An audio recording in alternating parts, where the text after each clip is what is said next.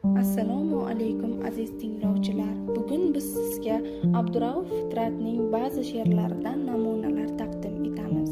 Fitrat ijodi orqali biz o'zligimiz, vatanimiz va insoniy qadriyatlar haqida o'ylashga chorlanamiz.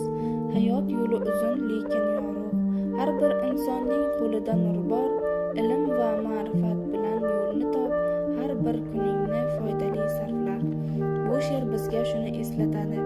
Hayotimizni foydali ishlarga sarflash va bilim olish muhim.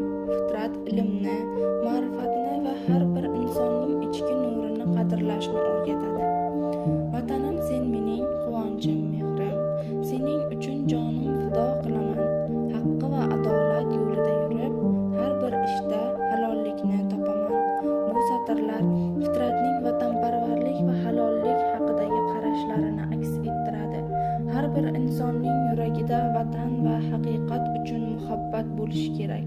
Abdurauf Fitrat 1886-yilda Buxoroda tug'ilgan. U jadid adabiyotining yirik vakili bo'lib, xalqni ilm ma'rifatga chaqirgan.